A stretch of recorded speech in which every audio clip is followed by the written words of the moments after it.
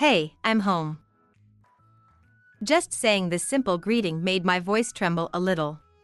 Since Michelle was in high school, about 7 years ago, my family has begun ignoring me. Michelle avoided making eye contact with me, glancing up at me surreptitiously. When she saw the bill in my hand, a slight smile appeared on her lips. I had picked up the wedding bill that was dropped at the entrance earlier. Does this mean I have to pay it? Hey, Dad. Don't cry at the wedding, okay?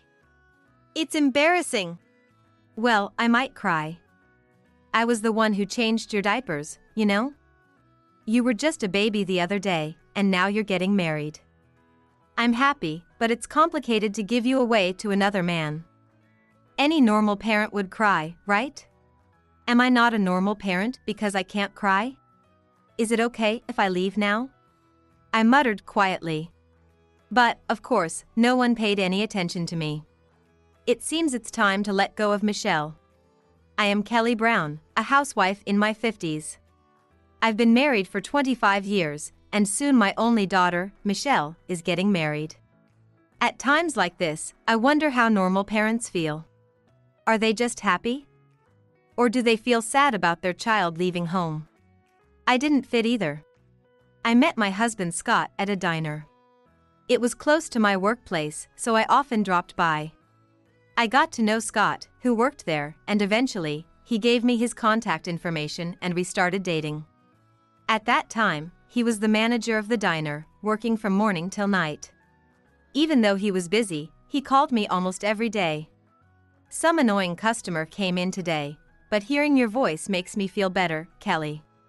Listening to his complaints became a daily routine for me. Scott was very dedicated to his work and had a strong sense of responsibility. He never left the store entirely to the part-timers and always took the lead himself.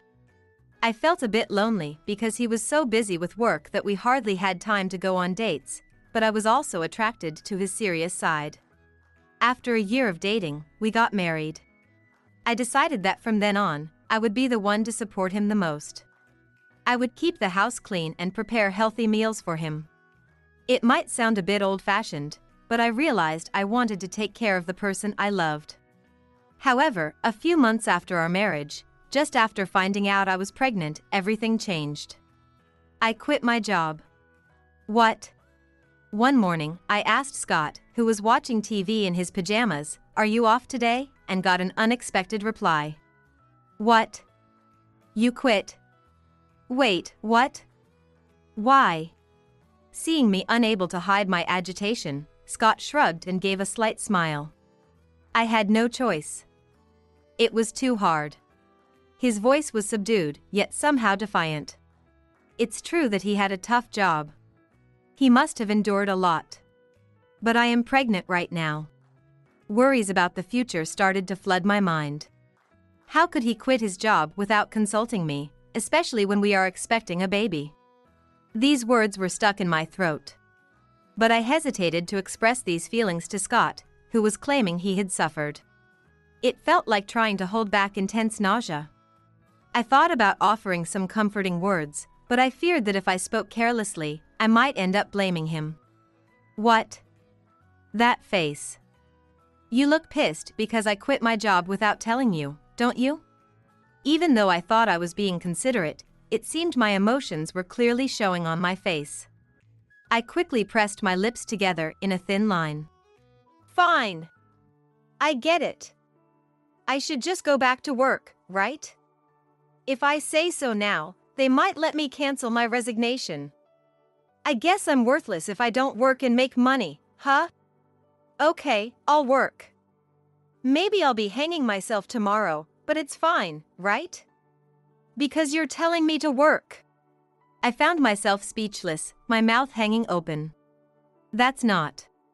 Scott waited, his eyes glaring at me. Are you okay? Don't overdo it. In this situation, there was no way I could tell him to work. Your health is the most important thing. I managed to squeeze out these words.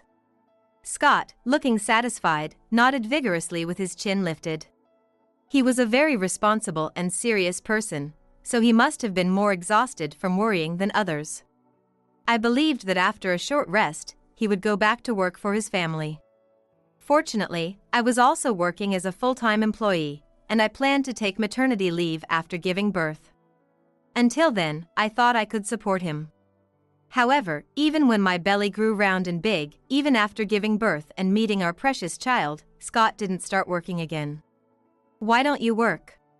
Shortly after giving birth, Scott made an unexpected suggestion. It's annoying having you moping around the house.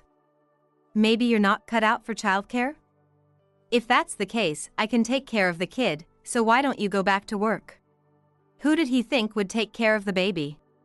At this time, Scott had never changed Michelle's diaper or fed her milk.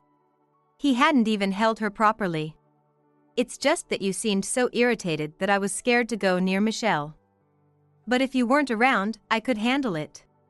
Forced by Scott to return to work, and worried about our finances, I reluctantly agreed. I went back to work less than 3 months after giving birth.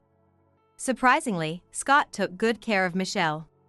However, when I came home from work and tried to pick up Michelle for comfort, Scott would swiftly take Michelle from me. Then, he would nuzzle her cheek in front of me. By the time Michelle started walking, she was completely Daddy's girl. It's only natural for her to be attached to the person she spends the most time with. Let's all go to the park. I suggested one day. Scott frowned. Huh. If you have time to play, why don't you clean? There's dust piling up in the corners of the room. Oh, right. People who don't do childcare don't notice these things. You can't imagine the kid eating dust or how dirty it is and feeling sorry for her, can you? It's true the house is a mess. Scott only does the childcare. Apparently, the housework is my job.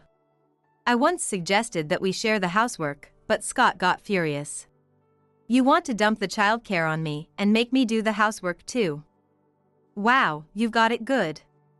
Just because you're earning money, you look down on me, don't you?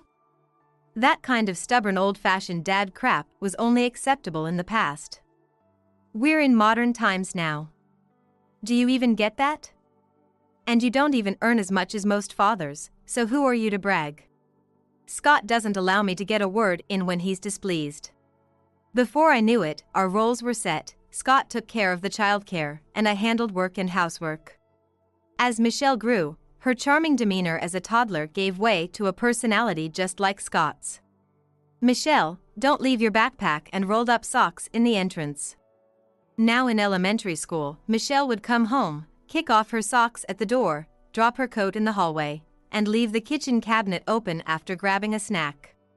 As she moved to the living room, crumbs from her favorite chips would trail behind her. Michelle was always messy. You could always tell where she'd been. The person doing laundry can pick up the socks, Michelle said without looking up from her game. Shouting at her would be counterproductive, so I sighed deeply.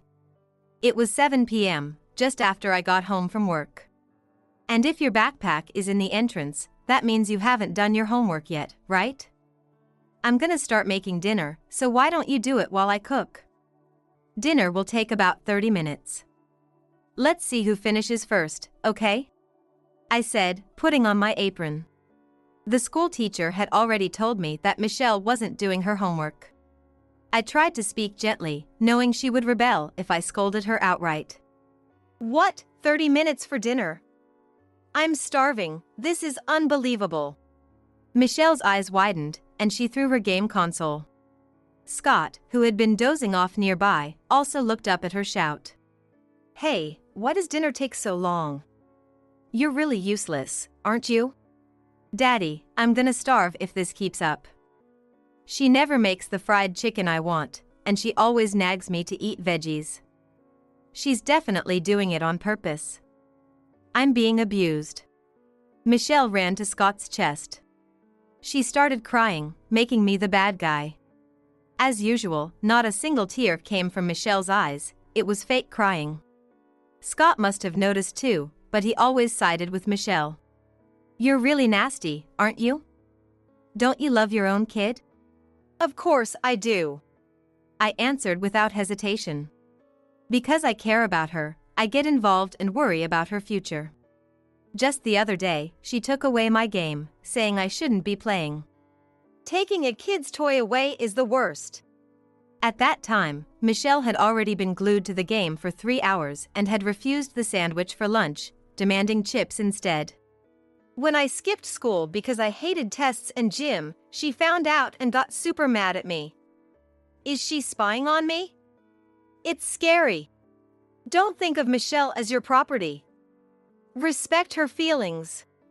Although Scott is in charge of raising Michelle, I handle all the school communication and PTA activities. He dumped it all on me, saying it's the mother's job. Whenever Michelle caused trouble outside, I was the one who got the call. But if I scolded Michelle, she would cry and accuse me of abuse. Even just trying to talk to her would lead to a fight, leaving me at a loss. I was deeply worried about the future of a spoiled and selfish Michelle, indulged by Scott. I continued to talk to her patiently, hoping that even if she resisted now, someday she might remember and appreciate what I said. The turning point came when Michelle was in high school. As she started becoming aware of the opposite sex, Michelle began to behave in a much more ladylike manner. Michelle is charming and very popular with the boys. She's also trusted by the girls and has been nominated for class president. Everyone likes her.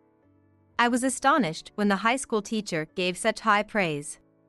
It reassured me that all the times I had been strict and nagged her had not been in vain. While I was genuinely happy, her attitude at home worsened. It was probably a backlash from being so well behaved outside. It seemed like she viewed me as garbage, and her gaze was terribly cold. Damn, so annoying. Morning, Michelle walked into the living room, and instead of a greeting, she clicked her tongue.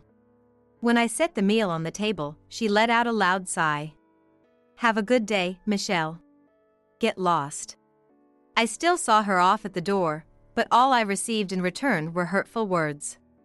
I used to find her arrogance unbearable, but now I missed those days, as at least she talked to me. It looks like it's going to rain heavily this evening. Be careful. Yikes, gross. If I distanced myself from Michelle now, our relationship would truly fall apart. Just as she had changed for the better outside, I believed that one day she would treat me normally too. When are you gonna let go? How long are you gonna hover around Michelle? As I was seeing her off at the door, Scott woke up and came over, yawning with his hair a mess. She finds you annoying. Of course, I knew she found me annoying, but I still saw her off every day. I knew being overly attentive would backfire, so at least I made sure to see her off. Scott and Michelle might think I'm taking it easy in the morning, but I end up sprinting to the station to make it to work on time. Oh, morning, Dad. Morning. Hey, Dad. I'm going out with my friends on Sunday, so can you drop me off at the station? Sure thing. Seeing Michelle chat so casually with Scott made my heart ache. Noticing my complicated feelings, Scott smirked at me. Poor mom. Want me to tell you how to get Michelle to like you? Really, how? I felt a slight hope. Work even harder. Michelle understands the value of money, so you should focus on earning. If you increase her allowance, she might respect you. Sure, it's a simple way to be liked. Yeah, then I'll respect you. It's annoying when you lecture me about using money wisely, though. Just silently give money. It's the best. Saying things like a high schooler doesn't need a $2,000 bag is so annoying. I don't nag Michelle excessively. But I can't just let everything slide and spoil her. I have to teach her right from wrong. It's my job as a parent. Michelle clicked her tongue and exchanged glances with Scott. Though I didn't think I said anything strange, I bit my lip, feeling unsure. After that, Scott and Michelle began to completely ignore me. No matter how much I spoke to them, they wouldn't respond. I tried to act indifferent and kept talking to them, sometimes even getting a bit angry, hoping to get Michelle's attention. Embarrassingly, I even teared up a few times, but they still ignored me, completely. I became invisible in my own home. I told myself that teenagers go through rebellious phases, and I just had to endure it a bit longer. Then Michelle went off to college, and I thought the distance might help. This year, Michelle started working. I hoped she would see me differently now that she's an adult. Holding on to a faint hope for someday, I quietly worried about her for about 7 years. Being ignored all the while. Apparently, she maintained a pleasant personality outside, and she got engaged the same year she started working. What? A wedding invitation? One day, a wedding invitation was conspicuously left at our front door. The bride's name was Michelle, so she must be getting married. You're getting married? Congratulations. Michelle?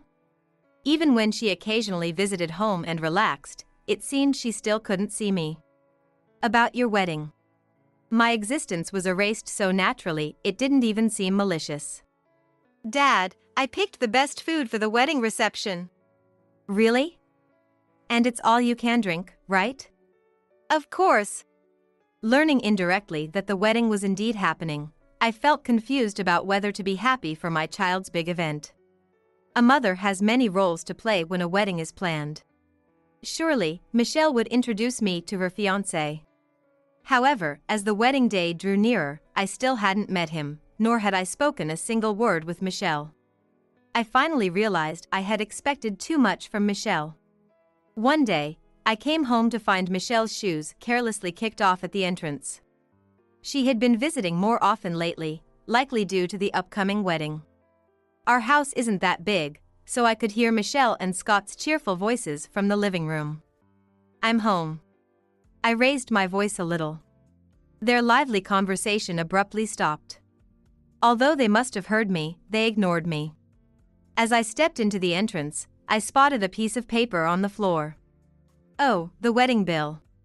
It's unlikely that both the invitation and this bill accidentally fluttered to the floor. I picked it up and dragged my heavy feet towards the living room. I'm home. My voice trembled a bit. Michelle avoided eye contact, glancing at me from the corner of her eye. Once she confirmed I had the bill, a slight smile appeared on her lips. Dad, don't cry at the wedding, okay? It's embarrassing. Well, I might cry. Just thinking about my dear Michelle getting married makes me tear up. Dad, stop. That's so embarrassing. You're jumping the gun. Come to think of it, even as she grew up, Michelle remained close to Scott. Now, she was leaning on his shoulder, laughing and joking. I was the one who changed your diapers. You were just a baby, and now you're getting married. I'm happy, but it's complicated thinking about you being taken by another man. Any normal parent would cry. Since I couldn't cry, maybe I wasn't a normal parent. Looking back, maybe things hadn't been normal. Scott, a stay-at-home dad, was supposed to handle childcare, but he left all the troublesome tasks to me. He just spoiled Michelle. Of course, she adored her doting dad and saw me as the villain. Still, she was my precious child. Even if it meant being the bad guy, I worried about her future. Hey, Michelle. For the first time in years, Michelle and I made eye contact. Despite being in her early 20s, her face already had deep lines between her brows, giving her a harsh, mean look. I couldn't bring myself to think of her as my precious child anymore. It felt like the magic had worn off, and I was scared. I realized anew that I had been overprotective. Is it okay if I leave now? I muttered quietly, but of course, no one paid any attention to me. It seemed it was time to let go of Michelle. It was just a month ago that I received the wedding invitation. The wedding day came quickly. An hour before the ceremony, my phone started ringing incessantly. The calls were from Scott and Michelle.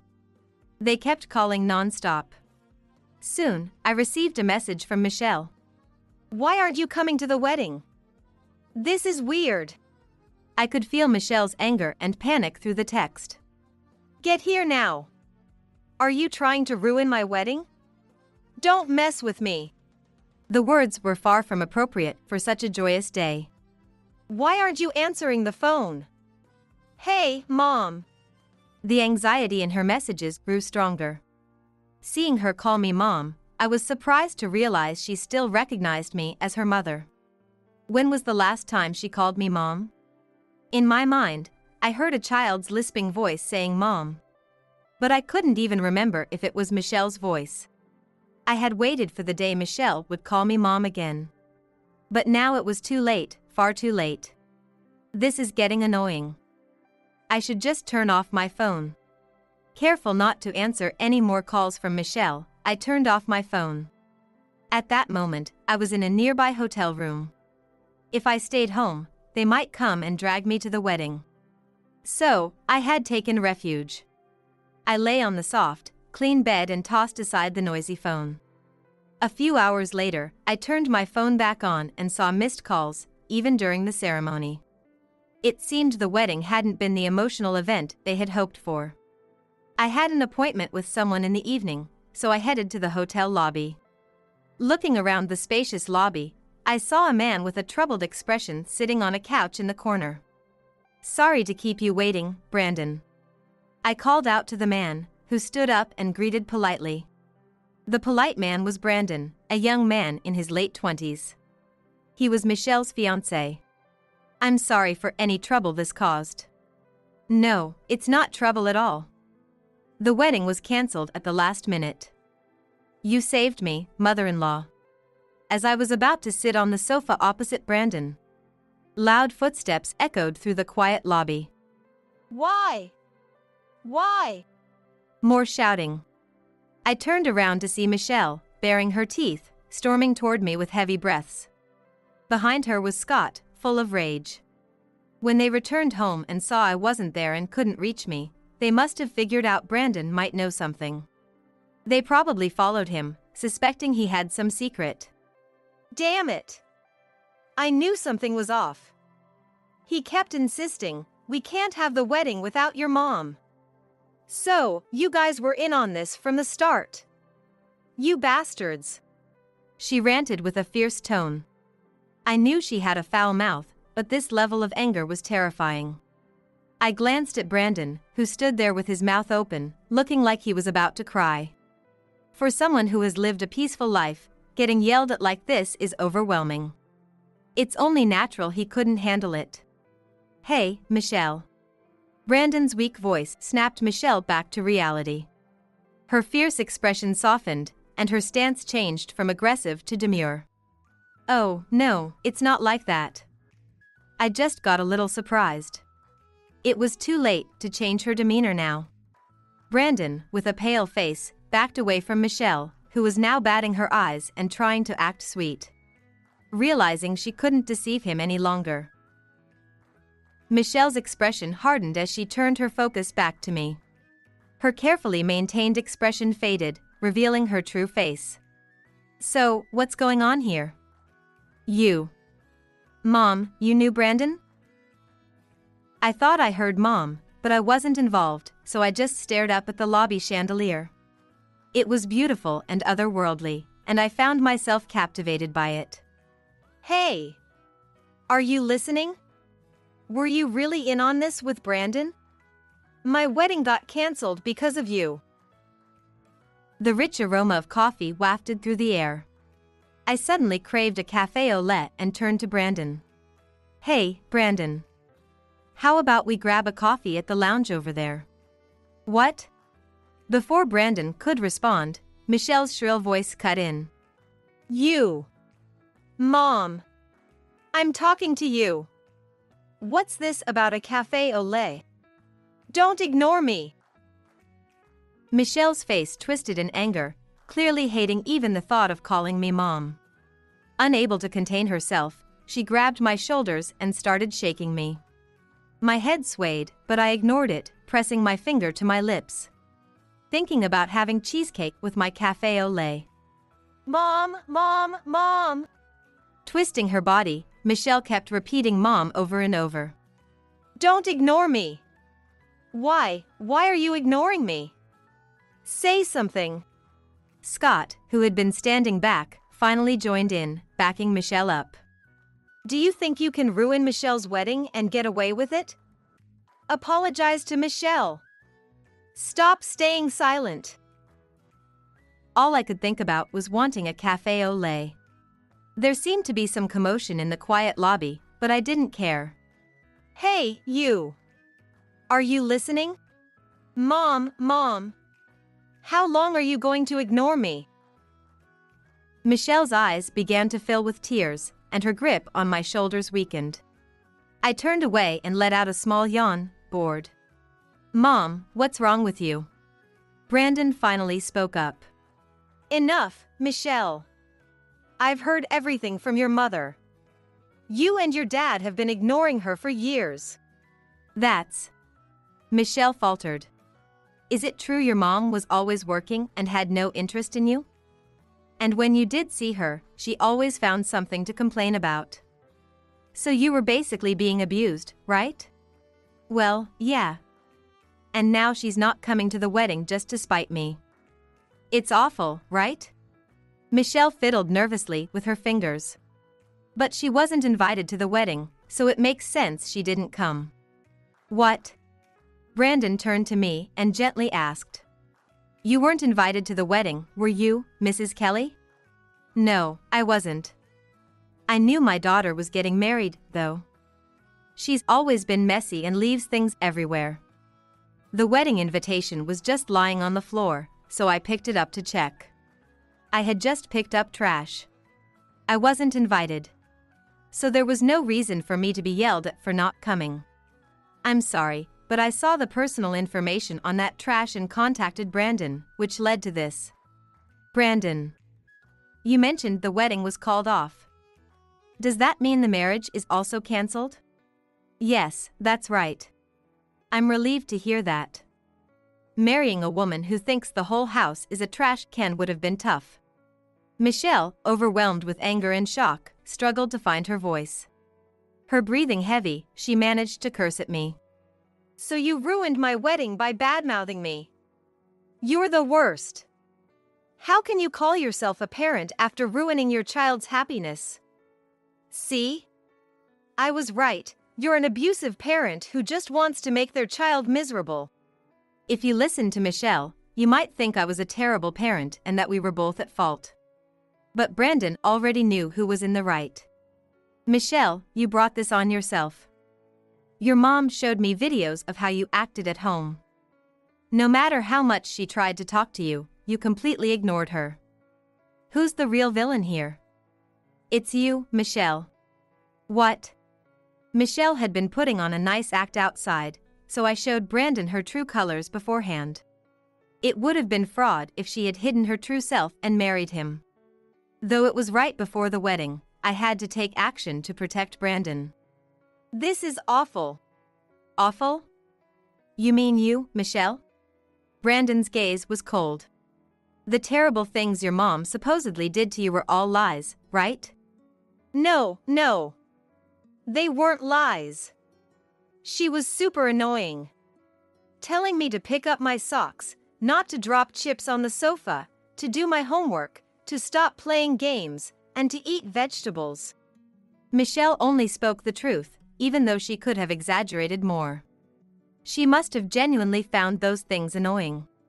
But, despite claiming abuse, she only mentioned reasonable advice, making Brandon look exasperated. So, because she was annoying, you ignored her and pushed her out of the family? She's a perfectly normal mom. When parents nag, it's because they care. If she didn't care, she'd leave you alone. Scott laughed dismissively. I don't know about that. She was just taking out her work stress on Michelle. I've always been the one to love and care for Michelle, so she never rebelled against me. There's a reason she hates you. It's just that you failed at raising her. Feeling proud of being liked by Michelle, Scott looked down on me. But Brandon calmly continued. Anyone will get attached if you spoil them. Real love is disciplining your child even if it makes them dislike you. It's natural for people to take the easier path. Of course, Michelle would prefer Scott over me. No matter how much I scolded her, it was pointless if Scott just let it slide. As a result, it seemed I failed at parenting. Michelle, let's call off the wedding. We haven't submitted the marriage license yet. No. No way! I won't! No! Michelle clung to Brandon desperately, hugging his waist like a child throwing a tantrum. But the wedding has nothing to do with my mom. I ignored her because she was always so mean to me. She'd give me money from work and act all high and mighty. She kept saying things I hated, that's all. But things are fine with Brandon and me. No, it will be the same. Brandon lowered his eyes slightly. The Michelle he loved enough to marry turned out to be someone completely different. It must have been a hard reality to accept. I overheard some of Michelle's coworkers talking at the wedding today. Michelle, did you really quit your job? Well. Michelle's eyes darted around, basically admitting it. They said you quit because they felt sorry for you having to work. And that you called marrying me a permanent job. Well, that's... It seemed Michelle planned to switch from relying on my money to his. Living off a spouse's earnings. You wanted to live like your dad. That's not true. Brandon glared at Michelle. You quit your job without discussing it with me before we got married. There's no excuse for that. Michelle gritted her teeth. She looked like she wanted to shout, but still held on to a bit of restraint. You don't want to let go of Brandon because you love him? No, it's because you don't want to lose your cash cow, Brandon. I threw away my pride and talked to your coworkers. They told me everything about you, Michelle. Your plan was to marry a serious and kind-hearted fool of a company man to secure your life first. Then, you'd gradually find wealthier men and upgrade your husband over time. You bragged about it at work, didn't you? Brandon muttered self-deprecatingly. So, I'm just the serious and kind-hearted fool, huh? Even if the atmosphere was awkward. Normal people wouldn't say things that damage the bride's reputation at a wedding. But it's likely Michelle's coworkers were fed up with her. They told me things I didn't even ask for. You ignored the men at work because they were low paid. But you were all over the handsome senior employees, weren't you? Even after we got engaged, you kept going to parties to meet other men. You bragged about having 3 boyfriends besides your fiancé, thinking you were making everyone jealous. But they were just disgusted. And you planned to quit your job soon, so you didn't even try to learn or do your work properly, Michelle. Even though you've only been employed for a few months, everyone already hated you. Michelle's face turned bright red. She probably didn't realize she was disliked. Tears welled up in her eyes as she sank to the floor. Seeing her react with despair, it seemed she genuinely thought she was a savvy operator. She was completely self-centered, unable to understand others' feelings. I'm sorry, but I'm not such a fool that I'd marry someone knowing I'm being deceived. The wedding is off. I have multiple photos proving your infidelity, given to me by your coworkers. I'll be asking for compensation. Since the wedding was cancelled because of your actions, you'll also cover the costs. Agreed? Michelle let out a wail.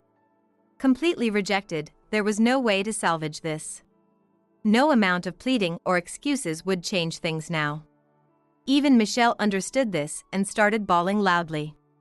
I don't need a man who can't even support his own wife. I don't want to give my daughter to a small-minded guy like you. Scott finally spoke up, having been quiet for a while. He tried to sound like a tough dad, but his words lacked impact. He knew who was at fault, but he was just putting on a brave face. Scott had always acted bossy at home, but he wasn't really a strong man. In retrospect, during his time as a diner manager, he was always overworked because he couldn't manage the part-timers properly. He couldn't even ask them to cover shifts, so he ended up sacrificing himself. Compensation? Fine, I'll pay.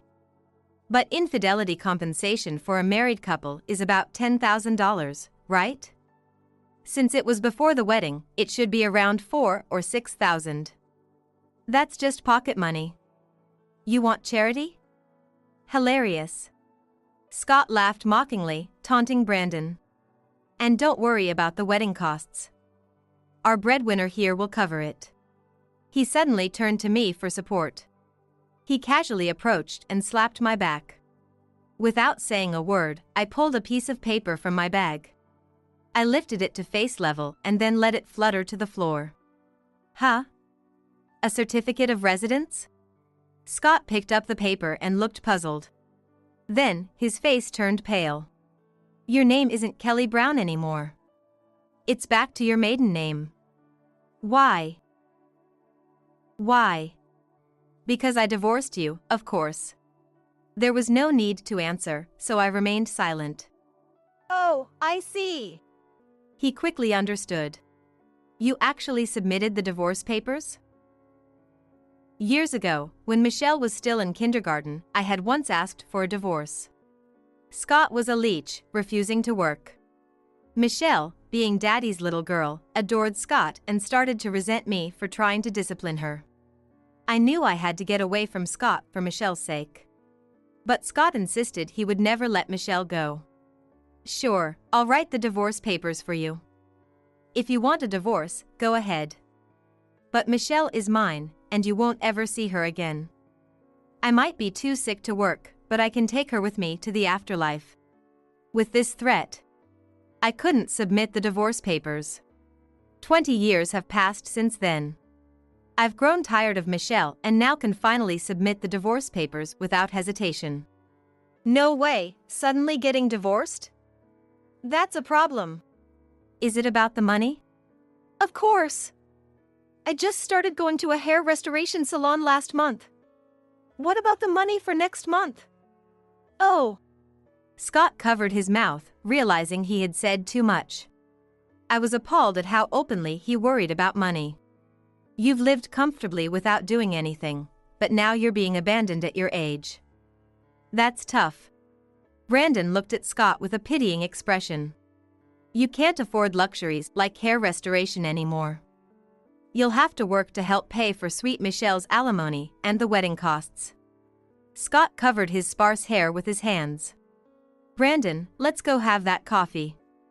I'm feeling quite refreshed now, so it's my treat. What a coincidence. I'm also feeling great after cutting off a bad relationship. Ignoring the devastated Michelle and Scott, Brandon and I smiled at each other. It was like we were in a different world, completely ignoring them. Mom! Kelly! Well, a delicious café au lait awaited us. Without a glance at the two crumpled figures, Brandon and I left. An hour later, feeling satisfied with coffee and cake, we found Michelle and Scott waiting. The thought of them causing another scene was annoying. Now that we were divorced, Scott was a stranger. And it was fine if Michelle never wanted to see me again. But this time, they seemed different. Their shoulders were slumped, and their mouths hung open. They looked too defeated to fight. Why?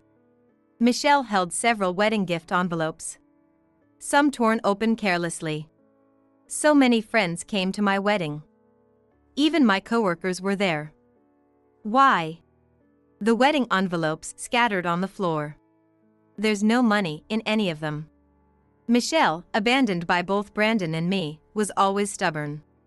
She might have thought she could pay for the alimony and wedding expenses with the money she collected from the envelopes and show us up. But the envelopes were completely empty. From what Brandon had heard from Michelle's coworkers, it was clear she wasn't well liked. She fawned over handsome and wealthy men, ignoring everyone else. She considered herself special and looked down on other women. It was hard to believe anyone would give substantial gifts for her wedding. Her friends probably attended out of curiosity or for a free meal. Why would my friends do this?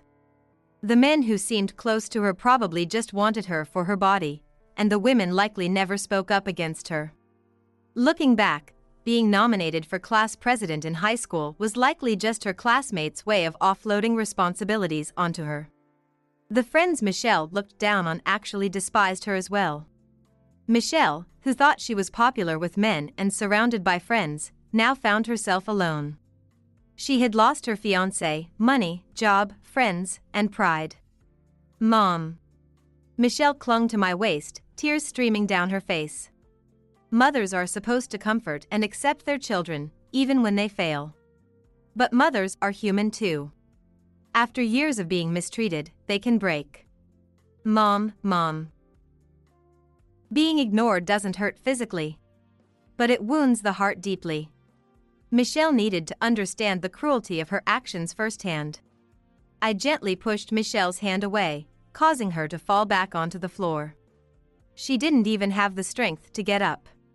Brandon, I'm very sorry for the trouble my daughter caused. I'm deeply grateful to you for preventing this marriage. I lowered my head slightly to Brandon. I'll return to my hotel room now. What about your home? My house is a rental, and I've arranged to move out. I don't want to live in a place filled with bad memories. The movers are coming tomorrow to take everything. I see, Brandon nodded. Scott, standing nearby, let out a surprised gasp. Then, where are Michelle and I supposed to go? Michelle is already an adult. 2 adults can figure out their own living arrangements. Well then, good night. Yes, good night. Brandon and I waved calmly as we parted ways. Oh. Michelle and Scott stood frozen, unable to chase after us or call out to stop us. They had relied on others their whole lives, now, they'd have to stand on their own. It wasn't my concern anymore. Afterward, I started living alone in a small apartment.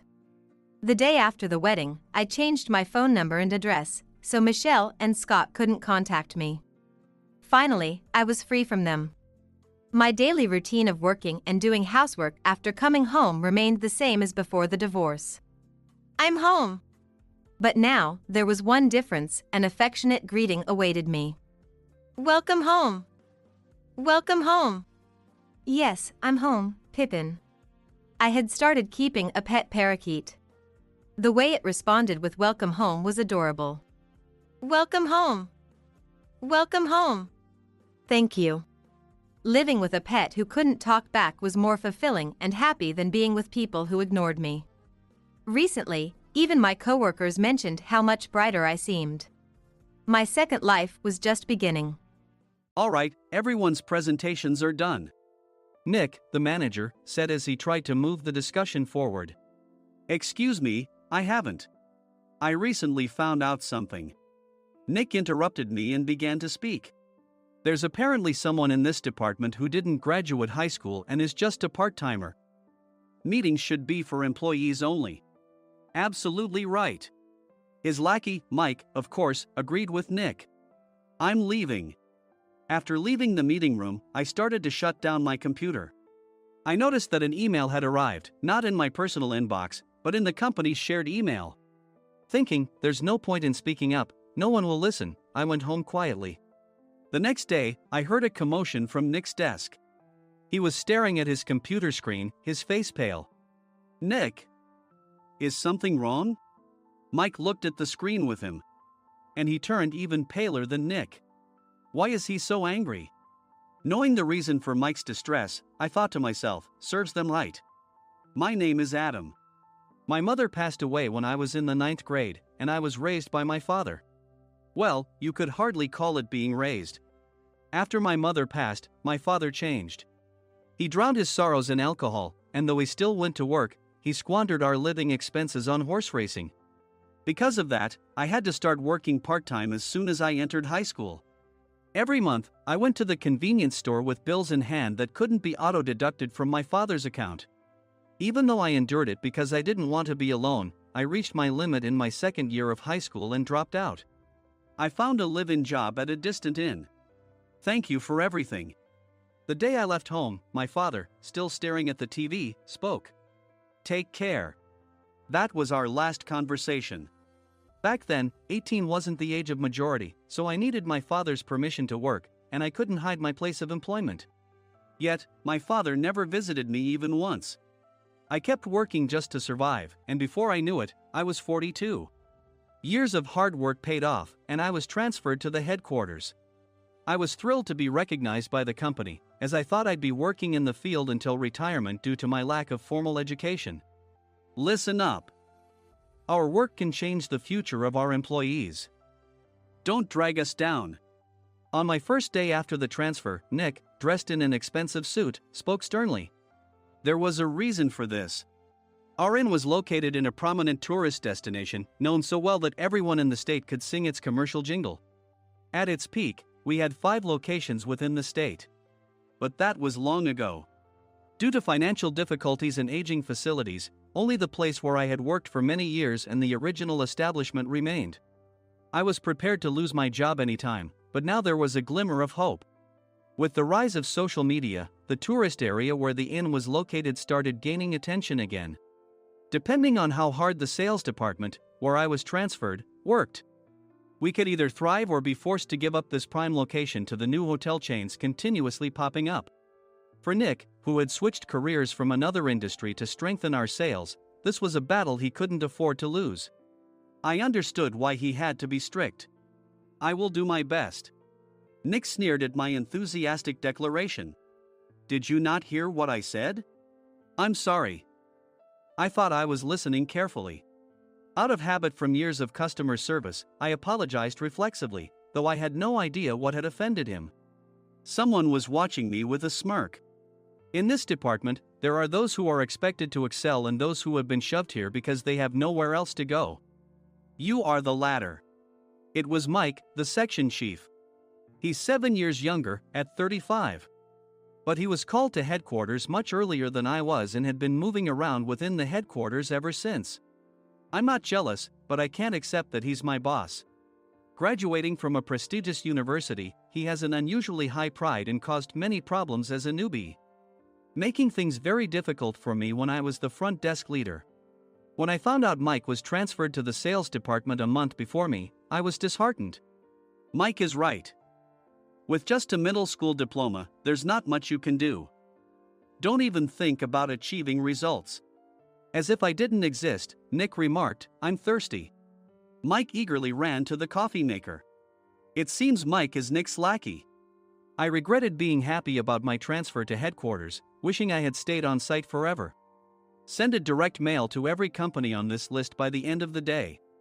Nick only assigned me tasks that even a new graduate could handle. What? There are over 1,000 companies. You want me to send to all of them by today? Yes, if you and your fellow misfits split the work, even those with nowhere else to go should finish by today. I glanced at the employees typing away expressionlessly. They were worn out from customer service, only thinking about leaving on time, or were women reassigned after having children, with zero motivation for work. Even Sam, a new graduate from the same university as Mike, who was supposed to be among the expected achievers, had no enthusiasm for the job, having joined the company wanting to do customer service. "I don't care what they say, I plan to quit any time," he said. Only Nick and Mike were highly motivated, making all the decisions between the two of them. I originally only wanted to work at the inn to survive and had no particular attachment to this job.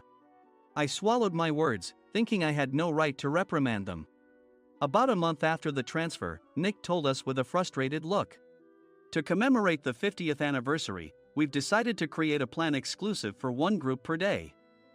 Originally, Mike and I were supposed to come up with it, but our president, Mr. Thompson, insists on hearing everyone's opinions. So, you all get a chance." As Nick explained, Mike began handing out prints. Make sure not to embarrass Nick. If your ideas are half-baked, you'll have to redo them. It seemed that they had printed his handwritten notes by Mr. Thompson, which included several questions and a section for free responses.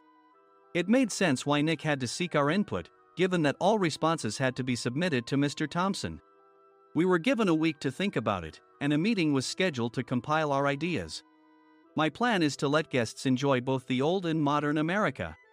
Nick began the presentations. Guests would watch a master confectioner at a nearby traditional sweet shop make sweets in front of them. The welcome drink would be premium tea in a bottle. Nick's plan was certainly attractive. After his presentation, Nick called on us to present in the order we were seated.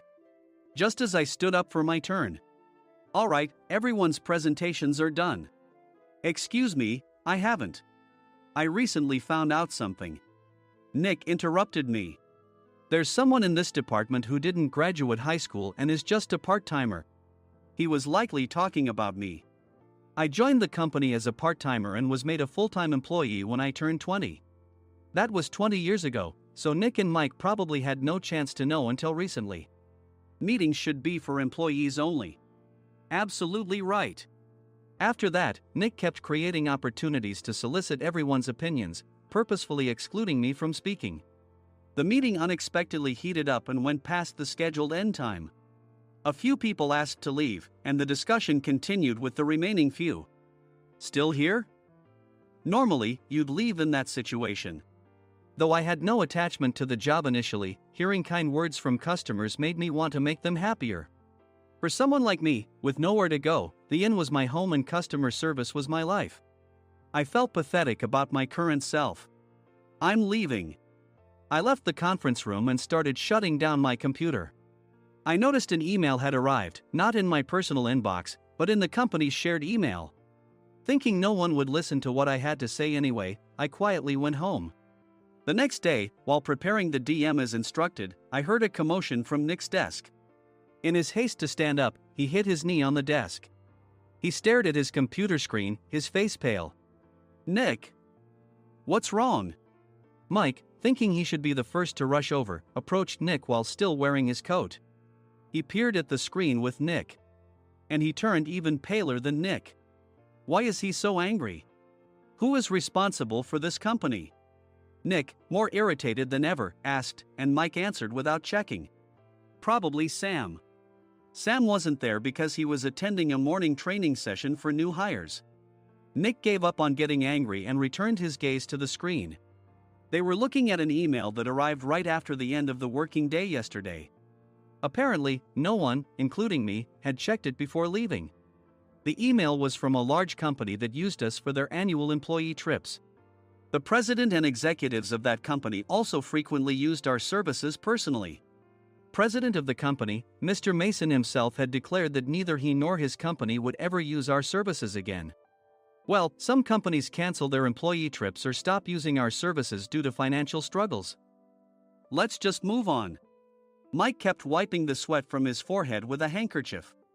Knowing why Mike was so agitated, I quietly watched their interaction. Do you know how much revenue we get from that company? We can find other guests to fill the rooms, but we'll lose the banquet costs, gift shop revenue, rental car fees, and more.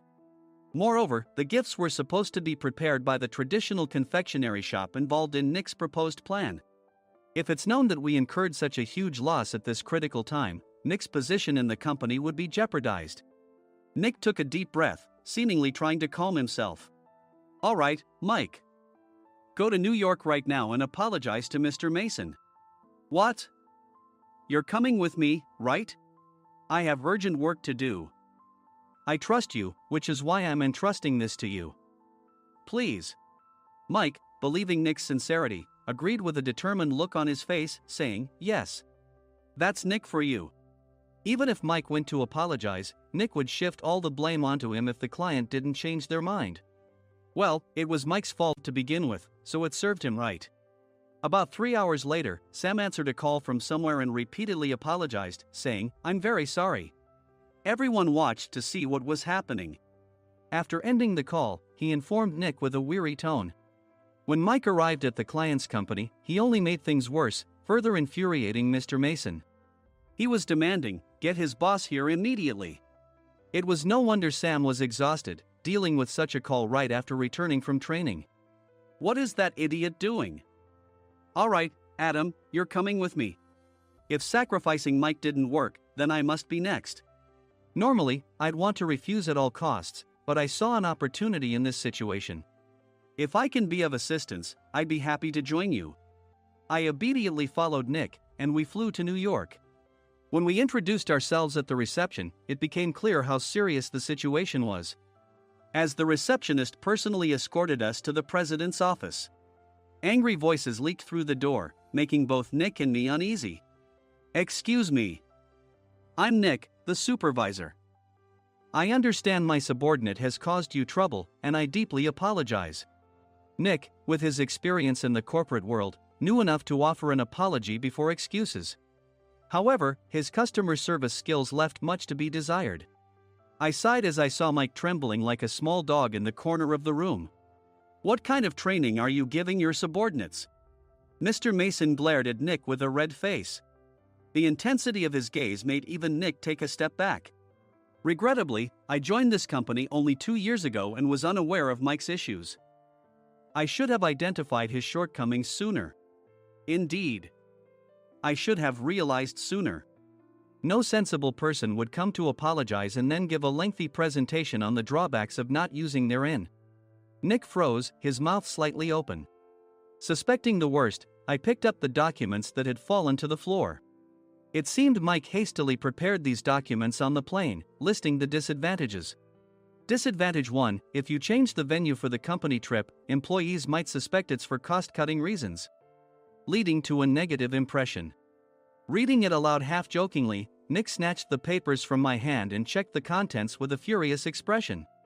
Among the stack of documents was a receipt from a nearby convenience store's copy machine. I felt a pang of dread, hoping he hadn't shown the receipt as well. What do you think he said when I asked what kind of nerve he had to do this? I'm very sorry. Faced with the dire situation, Nick must have thought there was nothing left to do but apologize. In a voice smaller than I'd ever heard from him, he uttered words of apology. He said, "I'm a Harvard graduate. I don't believe I said anything wrong." Mike! What have you done? Forgetting his plan to pin the blame on Mike, Nick yelled loudly, even in front of Mr. Mason. "I didn't do anything wrong." "You're still saying that? Look at him." Mike pointed at me with a shaking hand. "I was assigned to headquarters in my 20s and now I'm a section chief. This guy only made it to headquarters at 42. Everything I've done proves I was right. So why are we losing the contract?" Having said his piece, Mike collapsed to the floor. "Of course. You were sent there because you had nowhere else to go." Mike never expected to hear such words from someone he looked down upon. He lunged at me, and Nick hurriedly stepped in to stop him. "Mr. Thompson told me Mike is a quick thinker, and to take good care of him." There's no way he was pushed aside. "Don't make things worse here. He didn't say quick thinker, he said only quick-witted, didn't he?" I don't remember that part. I recalled the many troubles Mike caused when he was a newbie. When Mike was on the front line, his pride was so high that he never apologized to customers. Customer service, especially in our job, doesn't work alone. It brings both good and bad situations. If the front staff or housekeepers made mistakes, or the cleaning company didn't properly clean a room, one had to apologize to the customers regardless of personal fault. Mike, in such situations, would never apologize, insisting he wasn't at fault. This often angered customers, and as the front desk leader, I frequently had to apologize on his behalf. He caused complaints and disrupted operations, which is why he was quickly moved to headquarters. In departments where he didn't interact directly with customers, his quick thinking was beneficial and things went well. But it seemed his flaws were starting to show. Corporate reservations are supposed to be entered into the system by the sales representative. But a quick check yesterday revealed that more than 10 items were missing from the client's reservation. The handover document clearly stated what needed to be prepared. Why didn't you enter it into the system? Why do we have to give them special treatment? Filling rooms near the banquet hall, setting up all the food in advance. Specifying the brand of wine, they're too demanding. No wonder he always angered customers, I thought, feeling a headache coming on. Grouping them in rooms near the banquet hall is for our benefit too. It makes it easier for the staff to set up beds and serve breakfast since everyone's schedule is synchronized. As for the other requests, Mr. Mason suggested them to lighten our load. I didn't know that. Nick finally seemed to realize that Mike was the one who had angered the client. What did you say to them? I just told them we wouldn't give them special treatment anymore. We shouldn't waste effort on things that don't bring in money. I was utterly exasperated at his lack of understanding of customer service. Of course, we shouldn't comply with unreasonable demands. But carrying over successful practices from past stays makes customers feel remembered and enhances their experience. Good memories encourage repeat visits. That's part of our job. I looked down at Mike, who was sitting on the floor. In our job, nothing is a waste. Mr. Thompson likely moved you to the sales department, hoping you'd finally understand this. How do you think he feels now that you failed to meet his expectations? Mike, tears in his eyes, fled the president's office. I was amazed he still hadn't apologized. You have it tough, Adam. It's okay, we're all employees of the same company. I deeply apologize for this disrespectful incident. Especially after all the care you've shown us. If it weren't for you, Adam, I really would have stopped staying here. When I heard you were moving to the sales department, I was willing to reconsider if you handled it. Seeing us talk so amicably, Nick's face contorted. Do you two know each other? Adam's service is excellent. I always requested him specifically. Normally, we don't accept specific staff requests, but we made an exception for Mr. Mason, adjusting my shifts accordingly. He had personally stayed at our hotel just before my transfer, and during casual conversation, I mentioned, I'm moving to the sales department soon. If I hadn't told him then, things could have been much worse. Please continue to take care of us. I look forward to it. On the return flight, Nick awkwardly offered me a can of beer. It's still working hours. Of course, I had no intention of forgiving him for a single beer. Nick might try to pin everything on Mike and avoid any consequences. While pondering this, a startling fact came to light. Nick, the tea bottles for the plan have arrived. I handed Nick a bottle labeled with our inn's name. They look good. What are you talking about? These are plastic bottles. I had assumed we would use the trendy, high-end bottling tea. But what arrived were ordinary plastic bottles of tea with customized labels. The only unique aspect was the label, which had the inn's name, making it look customized. Upon further investigation, I discovered that a substantial amount of money was set to be paid to the tea company. It was priced like bottling tea. Does this plastic bottle really cost $100 each? The tea inside is specially blended for us. The extra cost is for that. Wouldn't it be better to use another tea company? Or is there a specific reason we must use this one? As Nick continued to make excuses, I showed him a printed email. I informed the tea company's president, Mr. Mitchell, that we discovered irregular payments and he confessed.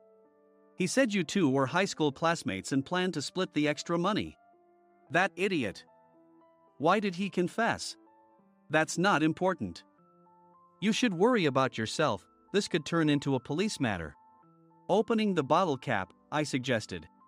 How about calming down with this tea? It supposedly has a relaxing effect. Nick drank the tea frantically. In the following days, decisions were made about their fates. Mike was reassigned to the General Affairs Department, with no chance of transfer or promotion, as per Mr. Thompson's orders. As for Nick, since the payment to the tea company hadn't yet been made, he narrowly avoided legal trouble. Instead, he was encouraged to leave the company, and to avoid further complications, Nick submitted his resignation. Rumor has it that connections between HR departments have made it difficult for him to find new employment. Even though it was good to have those two gone, something unexpected happened in the sales department. Everyone became motivated and united in refining the 50th anniversary plan. In the end, my plan was adopted. We collaborated with the Tourist Information Center to provide personalized guides. The plan, tailored to the number of guests, was truly special for the 50th anniversary. Hey, is Adam's family coming to stay? I immediately booked that special plan for my family. Sam noticed it on the reservation list and quickly picked up on it. Yes, I'm inviting my father. That's great. I might invite my parents too. I lacked the courage to face my father just as Adam. But here, with the confidence Mr. Mason praised, I felt ready. The 50th anniversary plan was a perfect opportunity to reconnect with my father. I hoped to bring back the days when we could laugh together as we once did.